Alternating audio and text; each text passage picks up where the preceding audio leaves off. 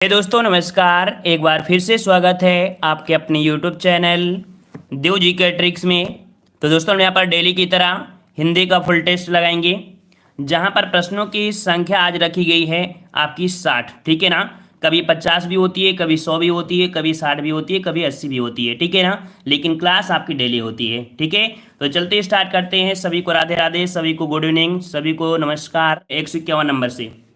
चलिए स्टार्ट करते हैं। चलिए काफ़ी लोग जुड़ चुके हैं। जो लोग भी पहली बार आए हैं वो लोग चैनल को जरूर सब्सक्राइब करें। ठीक है। चलिए राम राम, सभी को राम राम। चलो तो स्टार्ट करते हैं हम लोग टेस्ट लगाना। ठीक है। बातें तो हमेशा होती हैं। चलिए यहाँ पर आपका प्रश्न पूछा गया है, योगदान में कौन सा समास है? योगदान में कौन सा समास है? जवाब दीजिएगा, सभी लोग जवाब दीजिएगा। और यहाँ पर जवाब किसी का यहाँ पर सी भी आ रहा है। चलिए यहाँ पर जवाब, वेरी गुड। यहाँ पर जवाब आपका यहाँ पर ए हो जाएगा। कौन सा आ रहा है? ए नंबर सभी का आ रहा है। बिल्कुल जवाब यहाँ पर सही हो जाएगा। योगदान जो आपका है इसमें कौन सा समास है? तो आपका जवाब हो जाएगा ऑप्शन राइट आपका यहाँ पर ए नंबर, तत्पुरुष समास आपका हो जाएगा। तत्पुरुष समास में जो आपका उत्तर पद होता है वो आपका प्रधान होता है ना। तो अर्थात योग का दान है ना। और का शब्द आपको बता रहा है विभक्ति, जहां पर विभक्ति होती है वहां पर हमेशा क्या होता है? तत्पुरुष ही आपका होता है। ठीक है। चलिए अगला प्रश्न आपसे पूछा गया है कि उच्छ्वास का संधिविच्छेद क्या हो जाएगा? उच्छ्वास का संधिविच्छेद क्या बनेगा? 152 नंबर। चलिए 152 के जवाब भी यहाँ पर आ रहे हैं। और सभी को राधे राधे, गुड इवनिंग सभी को। यहाँ पर उच्छ्वास में क्या बनेगा? तो आपका 152 का ऑप्शन राइट आपका यहाँ पर सी हो जाएगा। आपका उत्धन श्वास हो जाएगा। क्या होता है भाई? उत्धन श्वास हो जाएगा। ऑप्शन राइट आपका यहाँ पर हो जाएगा सी नंबर, जो कि आपका व्यंजन संधि आपकी है। ठीक है। व्यंजन संधि आपकी है। क्लियर हो गया। और अगर इसी प्रकार से तोड़ेंगे तो ता हट जाता है, फिर इसका जगह आपका छा हो जाता है, तब आपके यहाँ पर ये बन जाता है। ठीक है। चलिए अगला प्रश्न आपसे पूछा गया है कि जो हर समय अपना मतलब साधता हो उसे क्या कहते हैं? चलिए बताइए, जो हर समय अपना मतलब साधता है उसे क्या कहेंगे? जवाब दीजिएगा। 153 का जवाब यहाँ पर जवाब सही आ रहा है। बिल्कुल सही है, वेरी गुड। ऑप्शन का बनेगा बी नंबर, स्वार्थी हो जाएगा। क्या हो जाएगा भाई? तो स्वार्थी होता है जो आपका हमेशा क्या होता है? अपना मतलब चाहता है, उसे हम लोग स्वार्थी कहते हैं। ठीक है ना। और दूसरों को जो भला चाहता है, जो दूसरों का भला चाहता है उसे क्या कहते हैं? तो उसे हम लोग बोलते हैं परमार्थी। ठीक है ना। जो दूसरों का हमेशा क्या चाहता है? भला चाहता है, उसे बोलते हैं। ठीक है ना। जो केवल अपने मतलब से संबंध रखता है, जो सिर्फ अपने मतलब से मतलब रखता है, उसे मतलबी कहते हैं। और जो स्वयं रथ चलाता है उसे स्वार्थी बोलते हैं। ठीक है। जो स्वयं रथ चलाता है उसे स्वार्थी बोलते हैं। ये चारों पॉइंट आपके क्लियर हो गए होंगे। चलिए अगला प्रश्न आपसे पूछा गया है कि बहिर्मुखी शब्द में कौन सा उपसर्ग है? बहिर्मुखी शब्द में कौन सा उपसर्ग है? चलो इसको तोड़ देते हैं, और जब तोड़ देंगे तो आपको पॉइंट कौन सा निकलेगा? यहाँ पर बहिर और मुख निकलेगा, अर्थात बहिर शब्द जो निकलेगा ये यहाँ पर आपका हो जाएगा उपसर्ग। और जिसका जवाब यहाँ पर ए आ रहा है, बिल्कुल राइट आंसर आपका हो जाएगा, बहिर शब्द आपका निकल कर आ जाएगा। क्लियर हो गया। चलिए अगला प्रश्न आपसे दिया गया है, निम्न में से कौन सा वाक्य मिश्र वाक्य नहीं है? कौन सा वाक्य मिश्र वाक्य नहीं है? यहाँ पर मिश्र वाक्य नहीं है। मिश्र वाक्य में कुछ हमने यहाँ पर पहचान बताया था, जैसे आपको देखा जिसमें दिया गया है, जो शब्द दिया गया है, और जिसे शब्द आपको दिया गया है। अर्थात ये तीन तो आपके मिश्र वाक्य हैं। लेकिन यहाँ पर जो आपका बी वाला है कि वह परिश्रमी ही नहीं वरन आपका ईमानदार है, मतलब यहाँ पर वरन मतलब अथवा कह सकते थे, तो यहाँ पर कह सकते हैं कि ये मिश्र वाक्य नहीं है। तो ये आपका है कैसा? तो ये आपका संयुक्त वाक्य है। ठीक है। कैसा है? तो ये आपका संयुक्त वाक्य, याद रखिएगा। ठीक है ना। तो बी वाला आपका यहाँ पर ऑप्शन हो जाएगा। क्लियर हो गया। अगला प्रश्न आपका दिया गया है कि साहित्य जनता की चित्तवृत्तियों का संचित प्रतिबिंब है, उक्ति किसकी है? ये जो आपकी युक्त लिखा है कि साहित्य जनता की चित्तवृत्तियों का संचित प्रतिबिंब है, ये जो आपका है किसके द्वारा है? तो याद रखिएगा जवाब आपका जो हो जाएगा कौन सा? 156 का ऑप्शन डी बनेगा। यह रामचंद्र शुक्ल जी का है। ऑप्शन आपका हो जाएगा डी नंबर, रामचंद्र शुक्ल का आपका हो जाएगा। क्लियर है। गुड इवनिंग सभी को, गुड इवनिंग सभी को, राधे राधे। चलिए मर्यादा किस युग की पत्रिका थी? मर्यादा किस युग की पत्रिका थी? यहाँ पर जवाब दीजिएगा। चलिए इसके भी जवाब बिल्कुल सही आ रहे हैं। क्या बात है, पहले से रट लिए हैं क्या आप लोग? चलिए यहाँ पर जवाब आपका बनेगा कौन सा? Option C. ये आपकी द्विवेदी युग की है। कब की है भाई? तो द्विवेदी युग की है। और द्विवेदी याद रखिएगा कि जो प्रेमचंद की कहानियों का वर्णन है वो आपको इसी समय आपको मर्यादा में मिलता है। ठीक है ना। चलिए जो आरंभिक आपकी कहानियां थी आपको कह सकते हैं इस मर्यादा मिलती थी, जो प्रेमचंद की कहानियां थी। अगला प्रश्न आपसे दिया गया है कि निम्नलिखित काव्य पंक्तियों को उनके रचनाकारों से आपको सुमेलित करना है। कि कौन सी पंक्ति किसने लिखा है, इस प्रश्न का जवाब दीजिएगा। कई बार आपने पढ़ा भी होगा, है ना। चलिए तो देखते हैं यहाँ पर आपका कौन सा पॉइंट आपका बनेगा। तो देखिए भक्ति ही ज्ञान ही नहीं कुछ वेदा, ये जो आपका है किसका है, तो ये यहाँ पर आपका 4 हो जाएगा। हम राज्य के लिए मरते हैं, ये किसने कहा है, तो ये आपके किसने कहा भाई, मैथिली शरण गुप्त ने कहा है। ये उपमान मैले हो गए हैं, ये किसने कहा है, तो ये आपके किसने कहा भाई, तो ये आपके अज्ञे जी ने कहा है, इसका आपका फर्स्ट हो जाएगा। बतरस लाला चलाल की मुरलीधरी लुका, ये किसने आपके, तो बिहारी ने कहा है। अर्थात यहाँ पर आपका 4 3 1 2 हो गया। 4 3 1 2 जो आपका जवाब दिया गया है कौन से, ऑप्शन आपका सी दिया गया है। यहाँ पर आपका सी आपका ऑप्शन क्लियर हो जाएगा।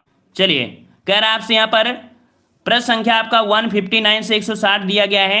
यहाँ पर आपसे पूछा गया है क्या, विलोम पूछा गया है, ठीक है ना, विलोम पूछा गया है। कह रहा है आपसे यहाँ पर कृतज्ञ का विलोम क्या होता है, कृतज्ञ का विलोम क्या होता है, तो यहाँ पर कृतज्ञ क्या हो जाएगा भाई, तो हमने आपको बताया था जो कृतज्ञ होता है जब निगेटिव सेंस आता है तो आपका ना शब्द आपको दर्शा देता है, जो कि ऑप्शन राइट आपका कौन सा हो जाएगा, यहाँ पर आपका ए हो जाएगा, कृतज्ञ हो जाएगा। ठीक है, कृतज्ञ हो जाएगा ना।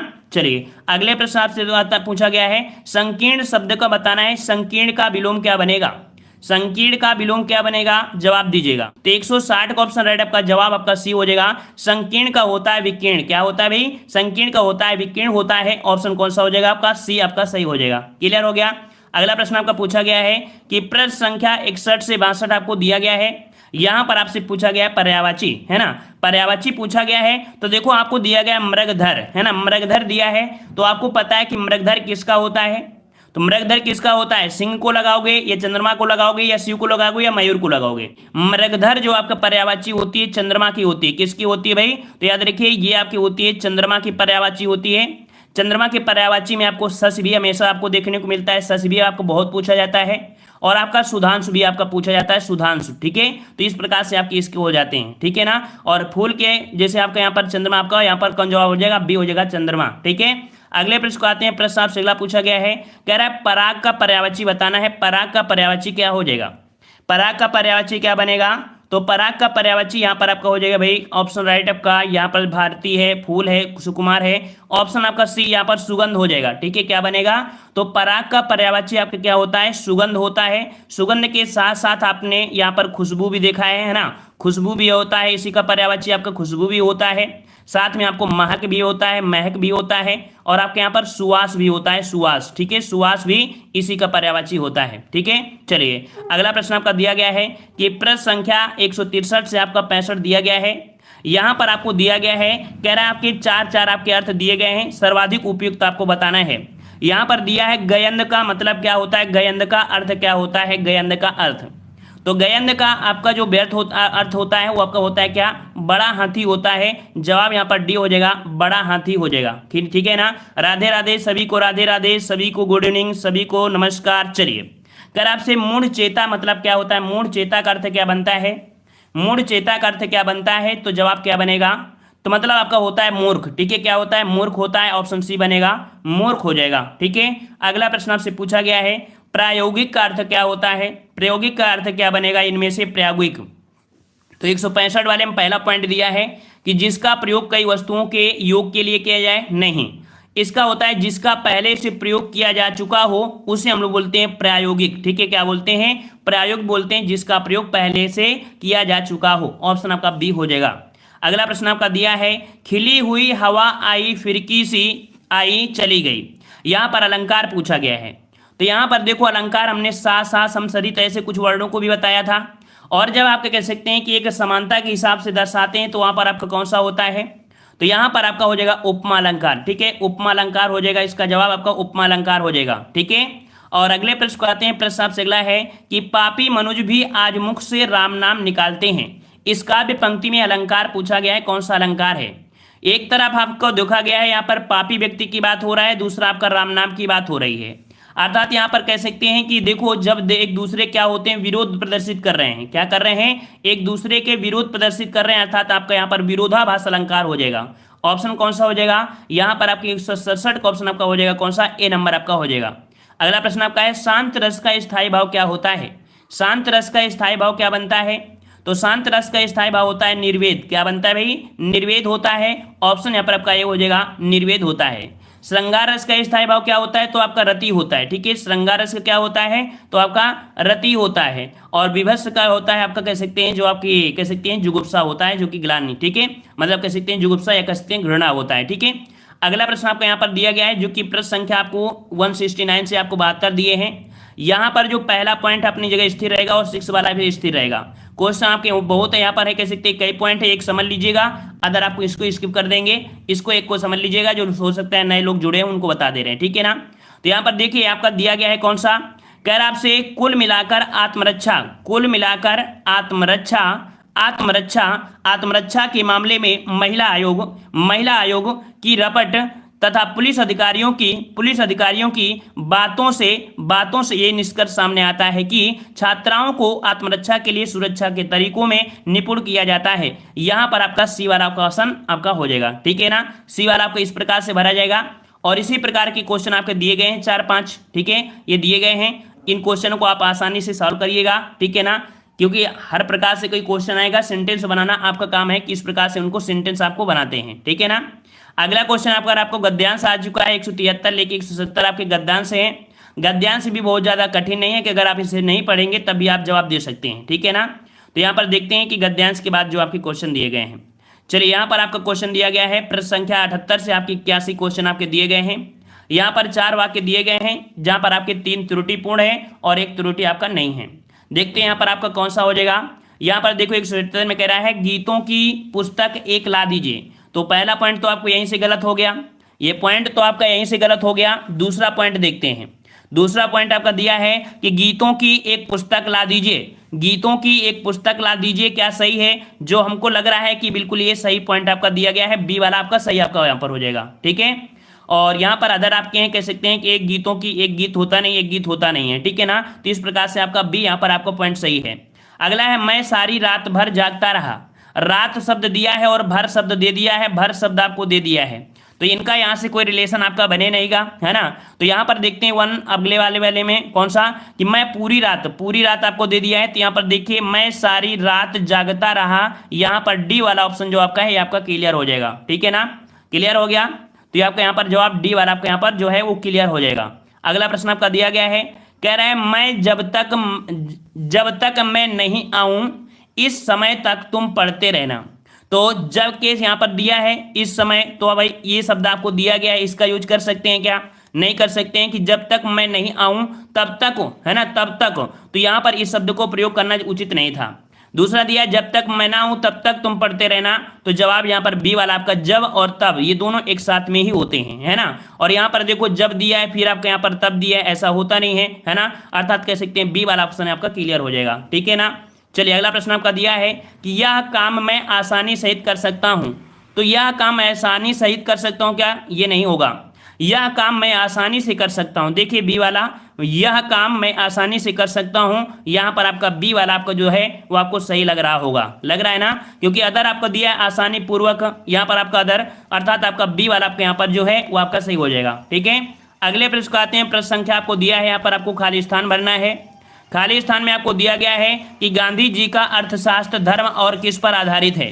गांधी जी का अर्थशास्त्र जो आपका है वो किस पर आधारित है? तो आपका धर्म, और जब धर्म हो तो वहां पर आपका न्याय हो जाएगा। हमने बताया था जब न्याय आपको ऑप्शन में दिया हो तो पहला न्याय को देना है, जब कभी न्याय ऑप्शन में ना दिया हो तब अहिंसा में आपको आना है। ठीक है ना, तो यहाँ पर पहला ही पॉइंट आपको दे दिया है कौन सा? न्याय। तो जवाब यहाँ पर भरा जाएगा आपका न्याय भरा जाएगा। ठीक है ना, यहाँ पर आपका न्याय भरा जाएगा। अगला प्रश्न आपका दिया है, कह रहा आपसे राष्ट्रीयता का आधार है, अर्थात यहाँ पर 183 वाले में देखिएगा कि खाली स्थान में क्या भर दिया जाए, क्या भर दिया जाए? तो यहाँ पर भर दिया जाए धर्मनिरपेक्ष। क्या भर दिया जाए? धर्मनिरपेक्ष। अगर भर दिया जाए कि धर्मनिरपेक्ष राष्ट्रीय, धर्मनिरपेक्ष राष्ट्रीय, है ना, तो यहाँ पर राष्ट्रीयता का आधार है। यहाँ पर आपका जवाब आपका डी आपका यहाँ पर क्लियर हो जाएगा, 183 का ऑप्शन डी भरा जाएगा। अगला प्रश्न आपसे पूछा गया है कि लोकतंत्र राज्य जनता में राष्ट्रीय भावना, राष्ट्रीय भावना क्या करता है भाई? राष्ट्रीय भावना यहाँ पर दिया रूप जागृत करता था, किस प्रकार का रूप? तो यहाँ पर कह सकते हैं एक स्वाभाविक। ठीक है, कैसा? स्वाभाविक। यहाँ पर भरेंगे स्वाभाविक, कि लोकतंत्र राज्य जनता में राष्ट्रीय भावना स्वाभाविक रूप जागृत करता है।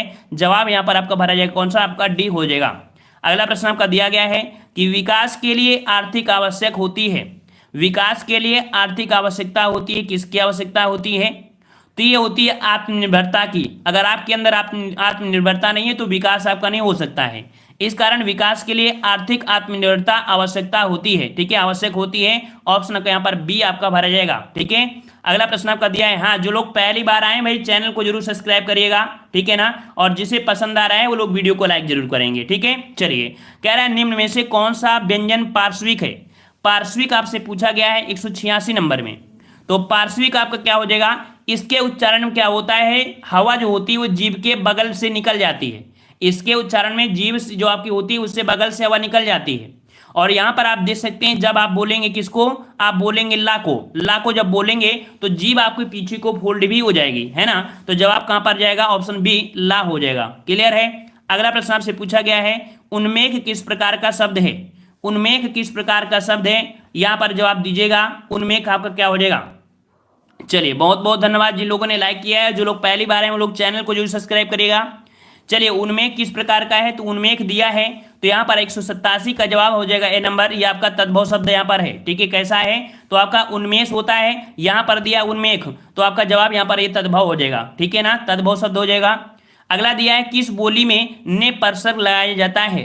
किस बोली में ने परसर लगता है, हमेशा से आपने पढ़ा है, सदाबहार आपका प्रश्न भी है।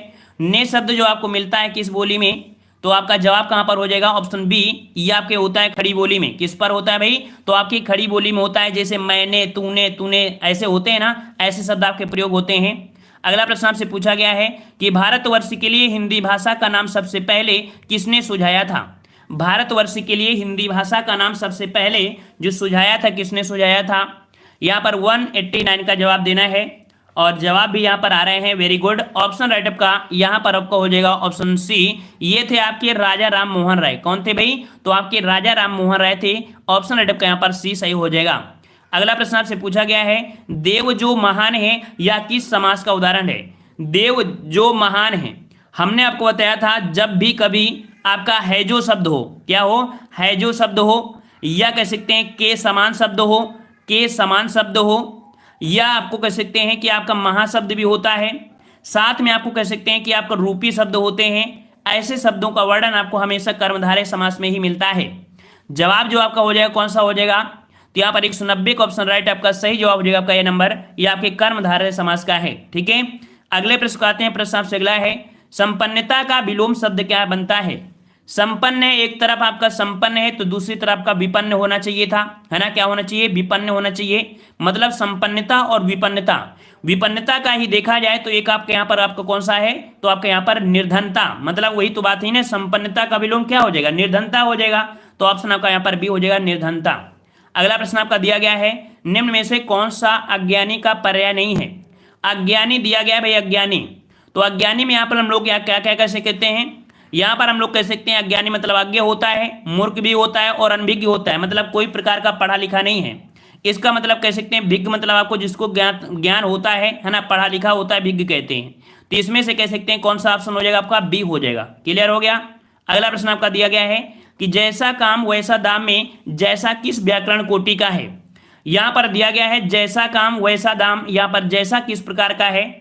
तो यहां पर हमने आपको बताया था सर्वनाम 11 होते हैं, 11 सर्वनामों में कभी भी आपको जैसा शब्द आपको नहीं मिलेगा। यहां पर जो आंसर हो जाएगा वो कौन सा हो जाएगा, आपका विशेषण हो जाएगा। राइट आंसर आपका 193 का आपका ये हो जाएगा। जैसा विशेषण जो आपका है कि जिस शब्द से संज्ञा या सर्वनाम की विशेषता का बोध होता है। यहां पर ये शब्द जो प्रदर्शित कर रहा है एक संज्ञा के रूप में, ये कह सकते हैं आपके किसके, सर्वनाम का बोध करा रहा है, अर्थात यहाँ पर आपका विशेषण आपका हो जाएगा, ठीक है ना। तो इस प्रकार से आपका हो जाएगा ऑप्शन राइट आपका यहाँ पर ए सही हो जाएगा, ठीक है। और देखो किसी ने जवाब यहाँ पर टेलीग्राम पे दिया था अव्यय होता है, भाई अव्यय कैसे हो सकता है, अव्यय तो हो ही नहीं सकता, अव्यय का प्रयोग ऐसे होता है क्या, नहीं होता है ना। चलिए, अगला प्रश्न आपका दिया है, निम्न में से कौन सा लुटेरा शब्द में प्रयुक्त प्रत्यय है। लुटेरा आपको दिया है, लुटेरा आपको दिया है और आपको कई बार आपने पढ़ा है, हरा भरा सावन वाला एक क्वेश्चन है। जवाब आपका जाएगा आपका ए नंबर, आपका एरा शब्द आपका हो जाएगा, क्या हो जाएगा भाई, तो आपका एरा हो जाएगा। जैसे मान लीजिए कौन सा, बटेरा हो गया, सपेरा हो गया, कसेरा हो गया, ऐसे शब्दों में आपको एरा ही आपको निकल कर आएगा, आपका ए नंबर हो जाएगा। अगला प्रश्न आपका दिया गया है, निम्न में से कौन सा निसंकोच शब्द में प्रयुक्त संस्कृत उपसर्ग है। अब यहां पर आपसे पूछा गया है संस्कृत उपसर्ग है, ठीक है, संस्कृत पूछ लिया है, तब आप लोग इसका जवाब देंगे कि हाँ ये संस्कृत में है। लेकिन याद रखिए हिंदी में कभी संस्कृत शब्द में उपसर्ग आपको नहीं होता है, हिंदी में कभी भी संस्कृत उपसर्ग आपको नहीं मिलते हैं, ठीक है। लेकिन संस्कृत डायरेक्ट पूछ लिया है, यहां पर आप बताएंगे कि 195 में जवाब क्या बनेगा। तो संस्कृत पूछा है तो हम लोग जवाब देंगे किसको, ऑप्शन डी को देंगे, निसंकोच आपका पूछा गया है, ठीक है। निसंकोच होता है, क्लियर हो गया ना। लेकिन अगर संस्कृत ना होता तो हम लोग निस बोल देते, फिर क्या बोल देते, इसमें निस बोल देते, जब ये संस्कृत शब्द ना होता तब, ठीक है। चलिए अगला प्रश्न आपसे पूछा गया है, निम्न में से कौन सा पीछे चलने वाला शब्द समूह हेतु एक शब्द आपका है। पीछे चलने वाला, जो पीछे चलने वाला होता है उसे क्या बोलते हैं, चलिए जो पीछे चलने वाला होता है उसे हम लोग बोलते हैं क्या, अनुगामी बोलते हैं, क्या बोलते हैं, अनुगामी, या इसे को हम लोग बोल देते हैं कौन सा, ए नंबर आपका हो जाएगा अनुगत, ठीक है। कौन सा हो जाएगा, अनुगत हो जाएगा, ये इसे हम लोग अनुगामी भी बोल देते हैं। अगला प्रश्न आपका दिया गया है, निम्न में से कौन सा आदि और व्याधि शब्द युग्म का अर्थ है। मतलब कह सकते हैं जो आपका आदि दिया है, यहां पर व्याधि दिया है, इसका मतलब आपका यह होता है, इसका जो आपका अर्थ निकलता है कौन सा, तो मानसिक कष्ट होता है। क्या होता है, आदि और व्याधि जो आपका इसका आपका अर्थ होता है, इसका होता है मानसिक का कष्ट होता है। जैसे कि गांव के लोग होते हैं ना, गांव के लोग क्या होते हैं कि गांव के लोग आदि व्याधि से पीड़ित होते हैं, अर्थात मानसिक कष्ट वो लोग पीड़ित होते हैं, ठीक है। अगला प्रश्न आपका दिया है, निम्न में से कौन सा काटना का तत्सम है। काटना का तत्सम पूछा गया है, सिंपल सा जवाब है, हरा भरा आपका क्वेश्चन है, राइट आंसर आपको जो जवाब जाएगा कहां पर, तो काटना का होता है कर्तन तत्सम बनता है, राइट आंसर जिसका सी आ रहा है बिल्कुल सही जवाब आपका हो जाएगा, ठीक है। और अगला प्रश्न आपका दिया है कि रुपए हैं, रुपए क्या होते हैं भाई, बोलते हैं, बजते हैं, आवाज करते हैं, खनकते हैं। तो सिंपल सी बात है, जब भी रुपए की बात किया है, अब यहां पर कोई दिमाग ये भी लगाएगा कि रुपए आपकी नोट भी होते हैं, है ना। तो भाई नोट के हिसाब में यहां पर कोई ऑप्शन दिया गया है क्या, क्योंकि कुछ लोग बहुत लोग होते हैं एक्स्ट्रा दिमाग लगाते हैं ना कि भैया यहाँ पर नोट जो होती है वो बोलती नहीं है। बहुत लोगों के कमेंट आते हैं ना इस प्रकार के एक्स्ट्रा दिमाग लगाने वाले। यहाँ पर ऑप्शन में आपका दिया गया तो आपका यह जवाब हो जाएगा आपका सी, खनकते हैं। रुपए क्या होते हैं, खनकते होते हैं, याद रखिएगा, ठीक है ना। चलिए अगले प्रश्न का आते हैं, प्रश्न आपसे अगला पूछा गया है, कह रहा है कट जाना मुहावरे का अर्थ क्या हो जाएगा। कट जाना मुहावरे का अर्थ क्या हो जाएगा, शर्मिंदा होना, नहीं। क्या बनेगा भाई, टुकड़ों में बंटना, नहीं। विभाजित करना, नहीं। आंखें चुराना, जवाब यहां पर आपका हो जाएगा कौन सा, यहां पर डी बनेगा। कट जाना अर्थात आंखें चुराना होता है, ऑप्शन आपका डी सही हो जाएगा। कोई दुकानदार आपका है, अगर उसकी उधारी पड़ी है और अगर आप उसका उधारी चुका नहीं पा रहे हैं और उस गली से निकलेंगे, अगर वो थोड़ा सा खड़ा होगा ना तो आप दूसरी जगह से निकल के चले जाएंगे, अर्थात वही होता है आखिरी चुराना लेना, अर्थात कट जाना, ठीक है। तो इस प्रकार से यहाँ पर आपका कह सकते हैं कि हिंदी कंप्लीट हुआ। तो मिलते हैं नए वीडियो में, सभी को राधे राधे, सभी को धन्यवाद, सभी को धन्यवाद, गुड नाइट एवरीवन।